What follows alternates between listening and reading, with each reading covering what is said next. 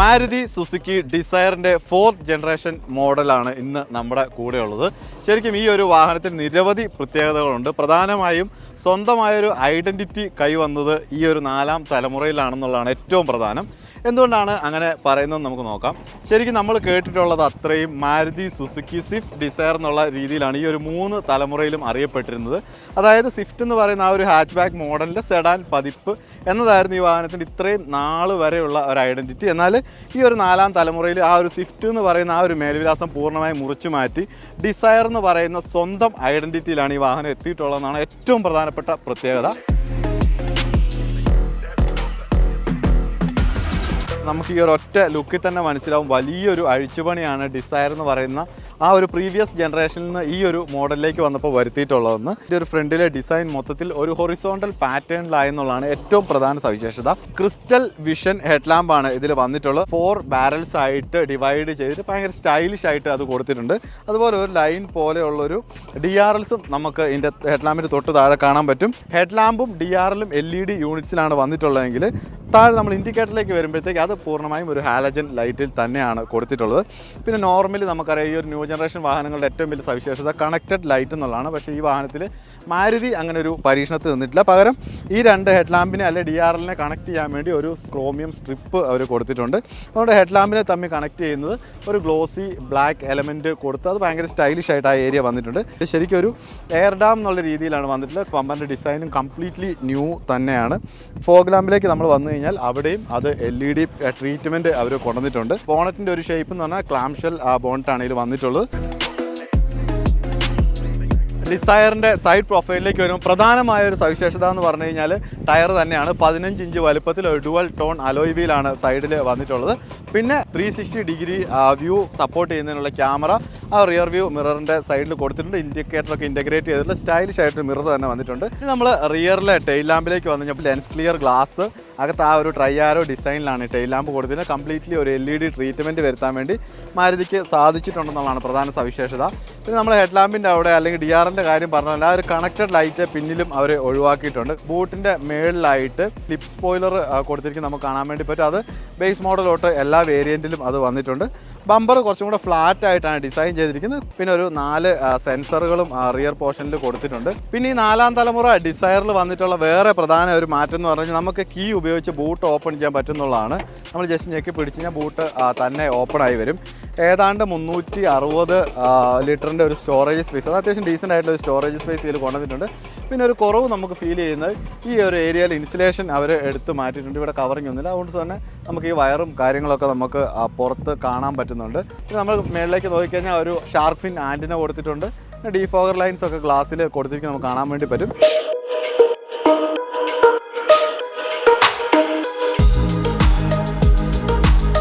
ഡിസയറിൻ്റെ ഇൻറ്റീരിയറിലേക്ക് വന്നു കഴിഞ്ഞാൽ ശരിക്കും സ്വിഫ്റ്റിനെ അടിസ്ഥാനമാക്കി നിർമ്മിച്ചതാണെന്ന് നമുക്ക് ഒറ്റ നോട്ടത്തിൽ തന്നെ തോന്നിയേക്കാം. കാരണം ഫീച്ചറുകളും കാര്യങ്ങളൊക്കെ സ്വിഫ്റ്റുമായിട്ട് ഒരു പരിധി വരെ ഇത് ഷെയർ ചെയ്തിട്ടുണ്ടെന്നുള്ളതാണ് നമുക്ക് ഒരു ആദ്യ കാഴ്ചയിൽ മനസ്സിലാകുന്നത്. എന്നാൽ തന്നെ ചെറിയ ഡിസൈൻ മാറ്റങ്ങളും കൊണ്ടുവന്നിട്ടുണ്ട്. കാരണം നമ്മൾ ഇതിൻ്റെ ഒരു ഡാഷ് ബോർഡിൻ്റെ ഡിസൈൻ നോക്കിക്കഴിഞ്ഞാൽ അതിലുപയോഗിച്ചിരിക്കുന്ന കളർ തീം, കളർ പാറ്റേണൊക്കെ കുറച്ച് ഡിഫറെൻ്റ് ആണ്. കാരണം നമ്മൾ ഏറ്റവും മേളിലേക്ക് നോക്കിക്കഴിഞ്ഞാൽ ഒരു ബ്ലാക്ക് കളർ നമുക്ക് കാണാൻ വേണ്ടി പറ്റും. അതിൻ്റെ തൊട്ട് താഴെയായിട്ട് ആ ഒരു ബേജ് കളറ്, അതിൻ്റെ താഴെ ഒരു വീണ്ടും ബ്ലാക്ക്, പിന്നെ ഒരു സിൽവർ കളറിൽ ഒരു സ്ട്രിപ്പ് കൊടുത്തിരിക്കുന്നു. പിന്നെ അതിന് താഴോട്ട് വരുമ്പോൾ ഒരു സാറ്റിൻ വുഡൻ ട്രീറ്റ്മെൻ്റ് ഒക്കെയാണ് കൊണ്ടുവന്നിരിക്കുന്നത്. കാരണം അവർ വുഡൻ ഫീൽ തരുന്നുണ്ട്, എക്സാക്ട്ലി വുഡൻ അല്ല. പിന്നെ ഈ ഒരു ക്ലൈമറ്റ് കൺട്രോൾ യൂണിറ്റ് നോക്കിക്കഴിഞ്ഞാൽ അത് നമ്മൾ സ്വിഫ്റ്റിൽ കണ്ടിട്ടുള്ളതാണ്. ഓട്ടോമാറ്റിക് ക്ലൈമറ്റ് കൺട്രോൾ ആണ് കൊടുത്തിട്ടുള്ളത്. പിന്നെ ഒരു ഫ്രീ സ്റ്റാൻഡിങ് ആയിട്ടുള്ള അല്ലെങ്കിൽ ഒരു ഫ്ലോട്ടിംഗ് ആയിട്ടുള്ള ഇൻഫോർടൈൻമെൻറ്റ് സിസ്റ്റം ഇത് കൊണ്ടുവന്നിട്ടുണ്ട്. 9 ഇഞ്ച് വലുപ്പമാണ്. അത് നമ്മൾ സ്വിഫ്റ്റിൽ കണ്ടിട്ടുള്ളതിന് സമാനമായിട്ട് തന്നെയാണ് വന്നിട്ടുള്ളത്. അത്യാവശ്യം കണക്ടിവിറ്റി സംവിധാനങ്ങളൊക്കെ ഉണ്ട്. Android auto, apple CarPlay connectivity സംവിധാനങ്ങൾ, അത്യാവശ്യം ഡീസൻ്റ് ആയിട്ടുള്ള ഫീച്ചേഴ്സും കാര്യങ്ങളൊക്കെ അതിൽ അവർ ഇൻ്റഗ്രേറ്റ് ചെയ്തിട്ടുണ്ട്. ഇൻസ്ട്രുമെൻറ്റ് ക്ലസ്റ്ററിലേക്ക് വന്നു കഴിഞ്ഞാൽ വളരെ കൺവെൻഷനൽ ആയിട്ടുള്ള രീതിയിലുള്ള ഇൻസ്ട്രുമെൻറ്റ് ക്ലസ്റ്റർ തന്നെയാണ്. കാരണം 2 അനലോഗ് ഡയൽസ്, അതിൻ്റെ സെൻറ്ററിൽ ഒരു ഡിജിറ്റൽ സ്ക്രീനൊക്കെ കൊടുത്ത് ഡീസൻ്റ് ആയിട്ടുള്ള ലുക്കിലാണ് ഇൻസ്ട്രുമെൻറ്റ് ക്ലസ്റ്റർ ഡിസൈൻ ചെയ്തിട്ടുള്ളത്. സ്റ്റിയറിംഗ് വീല് നമ്മൾ സ്വിഫ്റ്റിൽ കണ്ടിട്ടുള്ളതിന് എക്സാക്ട്ലി സെയിം ആയിട്ടുള്ള സ്റ്റിയറിംഗ് വീൽ തന്നെയാണ് വന്നിട്ടുള്ളത്. താഴോട്ട് വരുമ്പോഴത്തേക്ക് ഇവിടെ നമുക്കൊരു വയർലെസ് ചാർജിങ് പാഡ് കൊടുത്തിട്ടുണ്ട്. അത്യാവശ്യം 2 ബോട്ടിൽ ഹോൾഡേഴ്സ് കൊടുത്തിട്ടുണ്ട്. പിന്നെ ഇതിപ്പോൾ നമ്മുടെ കയ്യിലുള്ളത് അതിൻ്റെ ഒരു ഓട്ടോമാറ്റിക് മോഡലാണ്, AMT മോഡലാണ്. അതിൻ്റെ ഗിയർ ലിവർ നമുക്കിവിടെ കാണാൻ വേണ്ടി പറ്റും. അതെല്ലാം സ്വിഫ്റ്റിൽ നമ്മൾ കണ്ടിട്ടുള്ളതിന് സമാനമായിട്ടുള്ളത് തന്നെയാണ്. വേറൊരു പ്രധാന പുതുമ എന്ന് പറഞ്ഞു കഴിഞ്ഞാൽ നമ്മൾ ഈ കാണുന്ന സൺറൂഫാണ്. കാരണം നമുക്കറിയാം അരീന ലൈനപ്പിൽ വരുന്ന വാഹനങ്ങളിൽ ബ്രസയിൽ മാത്രമാണ് നമ്മളിപ്പോൾ സൺറൂഫ് കണ്ടിട്ടുള്ളത്. അത് കഴിഞ്ഞ് വരുന്നത് ഈ ഡിസയറിലാണ്. ഇത് മാരുതിനെ സംബന്ധിച്ച് ഒരു പുതിയ ഫീച്ചർ തന്നെയാണ്. അല്ലാത്ത വാഹനങ്ങളിൽ ഇതൊരു നോർമൽ ഫീച്ചറാണെങ്കിൽ പോലും മാരുതിയിൽ ഇത് പുതുമയുള്ള ഫീച്ചർ തന്നെയാണ്. നമുക്ക് വൺ ടച്ചിൽ ഇത് ഓപ്പൺ ചെയ്യാൻ വേണ്ടി പറ്റുന്ന സൺറൂഫാണ്. സീറ്റിലേക്ക് വന്നു കഴിഞ്ഞാൽ അത്യാവശ്യം ബോൾസ്റ്റേഴ്സും സപ്പോർട്ടൊക്കെ കൊടുക്കുന്ന അത്യാവശ്യം ഡീസൻ്റ് ആയിട്ടുള്ള നല്ലൊരു സീറ്റിംഗ് സംവിധാനം ഇതിൽ കൊണ്ടുവന്നിട്ടുണ്ട്.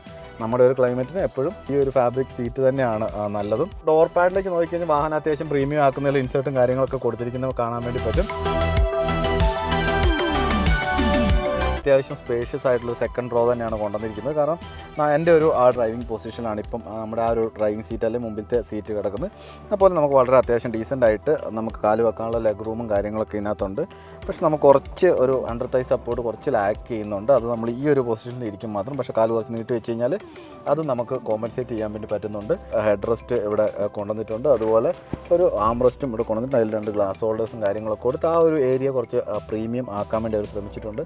നമ്മൾ ഈ സീറ്റിൻ്റെ സൈഡിലേക്ക് നോക്കിക്കഴിഞ്ഞാൽ നമുക്ക് ഈ ഒരു ഇരിപ്പിന് പോലും സപ്പോർട്ട് ചെയ്യുന്ന രീതിയിൽ വളരെ കുഷനിങ് ആയിട്ടാണ് ആ ഒരു സൈഡ് ഏരിയ, അതായത് അത് കുറച്ച് കർവി ഷേപ്പിലാണ് നമ്മുടെ ആ ഒരു സീറ്റ് മൊത്തത്തിൽ അവർ ഡിസൈൻ ചെയ്തിരിക്കുന്നത്. പിന്നെ നമ്മൾ ഫ്രണ്ടിലേക്ക് നോക്കിക്കഴിഞ്ഞാൽ ഇവിടെ നമുക്ക് 2 AC വെൻറ്റുകൾ കാണാൻ വേണ്ടി പറ്റും. പിന്നെ അവരുടെ ആ ഒരു ഫോൺ ചാർജിങ് കൊടുത്തിരിക്കുന്നത് വളരെ ഇൻ്റലിജൻ്റ് ആയിട്ടാണ് കൊണ്ടുവന്നിരിക്കുന്നത്. കാരണം ഇത് മുമ്പിലുള്ളവർക്കും പുറകിലുള്ളവർക്കും എന്താ പറയുക ഒരുപോലെ ഉപയോഗിക്കാൻ പറ്റുന്ന രീതിയിലാണ് ഒരു പ്ലേസിങ്ങും കാര്യങ്ങളൊക്കെ വന്നിരിക്കുന്നത്. പിന്നെ 3 പോയിൻറ്റ് സീറ്റ് ബെൽറ്റും കാര്യങ്ങളൊക്കെ ഇവിടെ കൊണ്ടുവന്നിട്ടുണ്ട്. ഏറ്റവും പ്രധാനമായിട്ട് നമ്മൾ നോക്കുന്നത് ഹെഡ് റൂം ആണെന്നാണ്. കാരണം എൻ്റെ ഹൈറ്റ് 167 സെൻറ്റിമീറ്ററാണ്. എന്നെപ്പോലെ ഒരാൾക്ക് ഈ ഒരു ഹൈറ്റുള്ള ഒരാൾക്ക് വലിയ ബുദ്ധിമുട്ടില്ലാതെ ബാക്കിൽ ഇരിക്കാൻ വേണ്ടി പറ്റും. പക്ഷേ കുറച്ചും കൂടെ ഹൈറ്റ് കൂടിയ ഒരാൾക്ക് ആ ഒരു പ്രശ്നം ഫീൽ ചെയ്യുമെന്നാണ് എനിക്ക് തോന്നുന്നത്. കാരണം നമ്മുടെ ഈ ഒരു ഇരിപ്പിൽ കുറച്ച് നമ്മൾ നിവർന്നിരുന്ന് കഴിഞ്ഞാൽ കുറച്ച് ഹെഡ് റൂം ലാക്ക് ചെയ്യുന്നുണ്ട്. പക്ഷേ എന്താ പറയുന്നത്, നമ്മുടെ ആ ഇരിപ്പ് കുറച്ച് റിലാക്സ് പൊസിഷനിലാണെങ്കിൽ ആ ഒരു പ്രശ്നം അത്ര കണ്ട് അങ്ങോട്ട് ബാധിക്കില്ലെന്നുള്ളതാണ് എനിക്ക് പേഴ്സണലി ഫീൽ ചെയ്തത്. ആ സൺറൂഫ് വന്നുകൊണ്ട് തന്നെ അതിൻ്റെ ഒരു കുറവ് ആ ഒരു ഹെഡ് റൂമിൽ വന്നിട്ടുണ്ടെന്നുള്ള കാര്യം സംശയമൊന്നുമില്ല. ഈ വാഹനം ബേസ് ചെയ്തിട്ടുള്ള സ്വിഫ്റ്റുമായിട്ട് നോക്കിക്കഴിഞ്ഞാൽ വലിയൊരു വ്യത്യാസ കാര്യങ്ങളൊന്നും ഇൻറ്റീരിയറിൽ വന്നിട്ടില്ല. പക്ഷേ എക്സ്റ്റീരിയർ ലുക്ക് വൈസും കാര്യമായ വ്യത്യാസമുണ്ട്.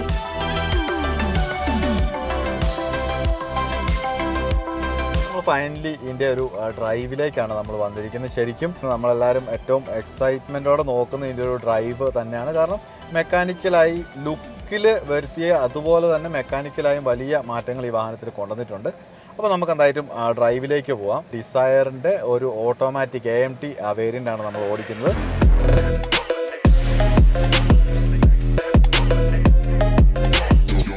തുടക്കം നമുക്ക് എൻജിൻ പറഞ്ഞുകൊണ്ട് തന്നെ ആകാം. ഈ വാഹനത്തിൽ നമ്മൾ പറഞ്ഞു മെക്കാനിക്കലായിട്ട് മാറ്റം വരുത്തിയിട്ടുണ്ടെന്ന്. ലേറ്റസ്റ്റ് ജനറേഷൻ സ്വിഫ്റ്റിൽ കണ്ടിട്ടുണ്ടായിരുന്ന ആ ഒരു Z series 1.2 litre 3 cylinder petrol എഞ്ചിനാണ് ഈ ഒരു 4th ജനറേഷൻ ഡിസയറിലേക്കും കൊണ്ടുവന്നിട്ടുള്ളത്. കൂടുതൽ ഫ്യൂവൽ എഫിഷ്യൻസി തന്നെയാണ് ഈ ഒരു എഞ്ചിൻ്റെ പ്രത്യേകത. പിന്നെ പെർഫോമൻസ് വൈസും കുറച്ചും കൂടെ മെച്ചപ്പെട്ടിട്ടുണ്ട്.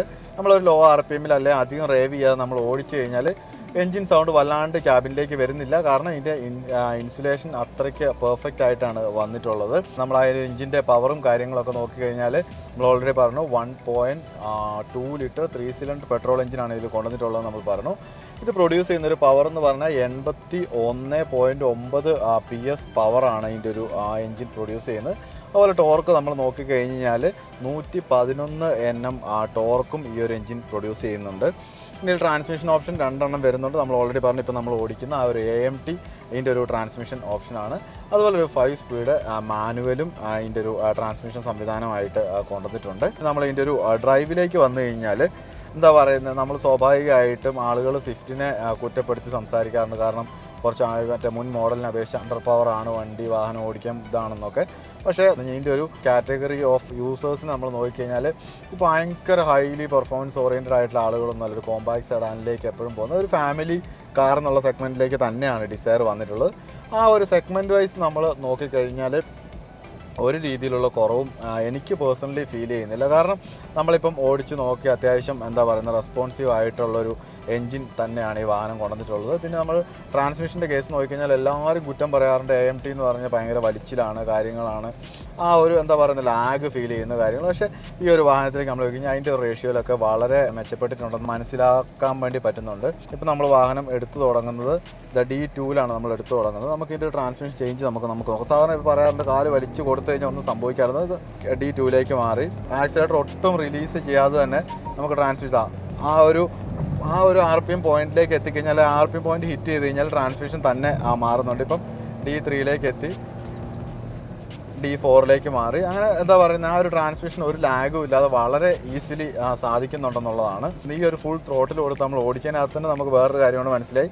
നമ്മൾ അത്രയും ഫുൾ ത്രോട്ടിൽ അല്ലെങ്കിൽ അത്രയും ഡ്രൈവ് ചെയ്തിട്ടും ആ ഒരു എഞ്ചിൻ നോയ്സ് ഒരു 3 സിലിണ്ടർ വാഹനത്തിന് നമ്മൾ കണക്ക് കൂട്ടുന്ന പോലെ അല്ലെങ്കിൽ നമ്മുടെ ഒരു മുൻവിധി അനുസരിച്ചുള്ള വോയിസ് ഒന്നും അല്ലെങ്കിൽ നോയ്സ് ഒന്നും നമുക്ക് ക്യാബിനകത്തേക്ക് കയറിയിട്ടില്ല. കുറച്ചും കൂടെ ലൈറ്റർ ആയിട്ടുണ്ട് ഒരു സസ്പെൻഷൻ സംവിധാനം. അത് കുറച്ചും കൂടെ എന്താ പറയുന്നത് സപ്പോർട്ട് ചെയ്യുന്ന ഇതിൻ്റെ ഒരു സീറ്റിംഗ് സംവിധാനം കൂടെ ആ ഒരു സസ്പെൻഷൻ സംവിധാനത്തെ ഒന്ന് എലിവേറ്റ് ചെയ്യുന്നുണ്ടെന്ന് നമുക്ക് പറയാൻ വേണ്ടി പറ്റും. കാരണം എന്താണെന്ന് വെച്ച് കഴിഞ്ഞാൽ ഇതൊരു നല്ല കുഷനിങ് ആയിട്ടുള്ള നല്ല സപ്പോർട്ടൊക്കെ തരുന്ന ആ ഒരു ഫാബ്രിക് സീറ്റാണ്. അതുകൊണ്ട് തന്നെ വാഹനത്തിൻ്റെ ഇളക്കത്തിന് അല്ല ആ ഒരു ചാട്ടത്തിനനുസരിച്ച് നമ്മൾ വലിയ രീതിയിൽ നമുക്ക് അടി അറിയാതിരിക്കാൻ വേണ്ടി ഒരു സീറ്റും ഹെൽപ്പ് ചെയ്യുന്നുണ്ടെന്നുള്ളതാണ്. മുൻ മോഡൽ നമുക്കറിയാം സ്വാഭാവികമായിട്ട് ആ ഒരു 1.2 ലിറ്റർ എഞ്ചിൻ തന്നെയായിരുന്നു. പക്ഷേ അതിനകത്തൊരു ഡിഫറൻസ് ഉണ്ടായിരുന്നതെന്ന് വെച്ച് കഴിഞ്ഞാൽ അത് 4 സിലിണ്ടർ ആയിരുന്നു. അപ്പോൾ കുറച്ചും കൂടെ നോയ്സ് ഡൗൺ ആയിരുന്നു. പിന്നെ പവർ കുറച്ചും കൂടെ കൂടുതലുണ്ടായിരുന്നു. ഏതാണ്ട് 89 PS ആയിരുന്നു ആ ഒരു എഞ്ചിൻ്റെ പവർ. ഇതിലേക്ക് വരുമ്പോൾ 81 ആയെന്നുള്ളതാണ്. പിന്നെ ഈ ഒരു വാഹനം നമ്മൾ സ്വിഫ്റ്റുമായിട്ട് ഒരു കമ്പാരിസൺ നോക്കുമ്പോൾ സ്വിഫ്റ്റിനേക്കാൾ ഏതാണ്ട് 20 കിലോ മാത്രമേ ഈ വാഹനത്തിൽ കൂടുതലുള്ളൂ. നമുക്കൊരു സ്വാഭാവികമായിട്ട് ഇതൊരു സെഡാൻ മോഡലാണ്. അപ്പം അതിൻ്റേതായിട്ടുള്ള ഒരു വ്യത്യാസം മാത്രമേ വെയിറ്റിൽ ഇതിൽ കൂടുതൽ വന്നിട്ടുള്ളൂ. പിന്നെ വേറൊരു കാര്യം എന്ന് വെച്ചാൽ നമ്മൾ 3 സിലിണ്ടർ എഞ്ചിനാണെന്ന് നമ്മൾ എടുത്തെടുത്ത് പറയും പോലും ഇതിൻ്റെ ഒരു ആ NVH ലെവലിൽ എന്താ പറയുക നല്ല മാറ്റമുണ്ട്. കാരണം നമ്മൾ ബോണറ്റിൽ ആ ഒരു സീല് കാര്യമായിട്ട് വന്നിട്ടുണ്ട്. അല്ല ആ ഒരു ഇൻസുലേഷൻ കൊടുത്തിട്ടുള്ളതുകൊണ്ട് തന്നെ ആ NVH ലെവലിൽ നല്ല ഡിഫറൻസ് നമുക്ക് ഫീൽ ചെയ്യുന്നുണ്ട്. ഇനി നമ്മൾ നോക്കേണ്ടത് എന്തുകൊണ്ട് ഇവർ ഈ ഒരു എഞ്ചിനിലേക്ക് മാറി എന്നുള്ളത് എന്താ പറയുക മാരുതിനെ സംബന്ധിച്ച് എല്ലാ കാലത്തും ഫ്യൂവൽ എഫിഷ്യൻസി അവരുടെ വലിയൊരു ഫാക്ടർ തന്നെയാണ്. ഈ ഒരു വാഹനത്തിൻ്റെ മാനുവൽ മോഡലിലേക്ക് വരുമ്പം 24.5 കിലോമീറ്ററാണ് അതായത് മാനുവൽ മോഡൽ തരുന്ന ഒരു ഫ്യൂവൽ എഫിഷ്യൻസി. പിന്നെ അതുപോലെ നമ്മൾ ഇതിൻ്റെ ഓട്ടോമാറ്റിക്കിലേക്ക് പോയി കഴിഞ്ഞാൽ 25.7 കിലോമീറ്റർ. അതായത് നമുക്കറിയാം ഇപ്പോഴത്തെ ന്യൂ ജനറേഷൻ ബൈക്കുകൾക്ക് കിട്ടുന്ന ഒരു ഫ്യൂവൽ എഫിഷ്യൻസി ഇത്രയും വലിയ 4 പേർക്ക് യാത്ര ചെയ്യാൻ പറ്റുന്ന ഇത്രയും സംവിധാനങ്ങളൊക്കെ ഉള്ള ഈ ഒരു വാഹനം തരുന്നുണ്ടെന്നുള്ളതാണ് ഇതിൻ്റെ ഏറ്റവും വലിയൊരു പ്രത്യേകത. ഇനി നമ്മൾ ഈ വാഹനത്തിൻ്റെ ഒരു സേഫ്റ്റി സൈഡിലേക്ക് നോക്കിക്കഴിഞ്ഞാൽ 6 എയർ ബാഗ് സ്റ്റാൻഡേർഡ് ഫീച്ചറായിട്ട് ഇതിൽ വരുന്നുണ്ട്. പിന്നെ ഹിൽ ഹോൾഡ് കൺട്രോൾ വരുന്നുണ്ട്, ESP വരുന്നുണ്ട്. അങ്ങനെ ഏതാണ്ട് 20-ലധികം സേഫ്റ്റി ഫീച്ചറുകൾ ഈ വാഹനത്തിൽ വരുന്നുണ്ട്. നമുക്കിതിൻ്റെ ഒരു 360 ഡിഗ്രി വ്യൂ പോലും നമുക്കിൻ്റെ ഒരു സേഫ്റ്റി ഫീച്ചറായിട്ട് വിശേഷിപ്പിക്കാൻ പറ്റുന്ന തന്നെയാണ്. പിന്നെ ഒരു വിസിബിലിറ്റിയുടെ കേസ് നോക്കിക്കഴിഞ്ഞാലും വളരെ ക്ലിയർ ആയിട്ടുള്ളൊരു വിസിബിലിറ്റി നമുക്ക് ഈ ഒരു ഡ്രൈവിംഗ് സീറ്റിൽ നിന്ന് കിട്ടുന്നുണ്ട്.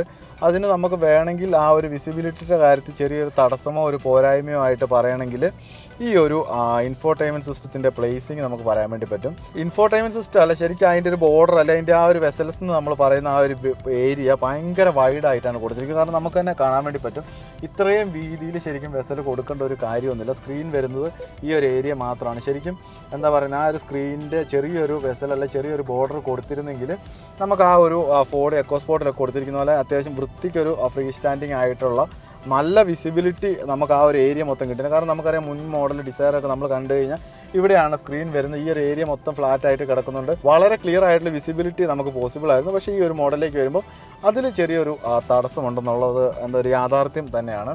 നമ്മൾ സ്റ്റിയറിങ്ങിൻ്റെ കേസ് നമ്മൾ എന്നാ പറയുക നമ്മൾ ശരിക്കും പറഞ്ഞുകൊണ്ട് തന്നെ തിരിക്കാം.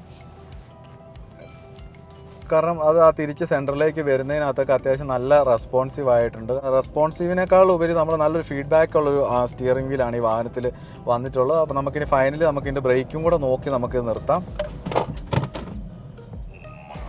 ഓക്കെ, അപ്പോൾ ബ്രേക്കിങ്ങിൽ കാര്യമായ വ്യത്യാസം സംഭവിച്ചിട്ടുണ്ട്. കാരണം നല്ലൊരു മാറ്റം ബ്രേക്കിങ്ങിൽ നമുക്ക് ഫീൽ ചെയ്യാൻ പറ്റുന്നു. ഫ്രണ്ടിൽ 2 ഡിസ്ക് ബ്രേക്കും ബാക്കിൽ ഡ്രം ബ്രേക്കാണ് കൊണ്ടുവന്നിട്ടുള്ളത്.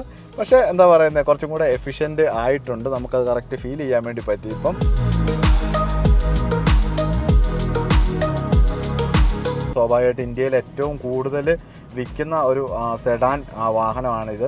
2008 തൊട്ട് 2024 വരെയുള്ള ഈ ഒരു 16 വർഷം കൊണ്ട് 27 ലക്ഷം യൂണിറ്റാണ് ഡിസയറിൻ്റെ വിറ്റിട്ടുള്ളത്.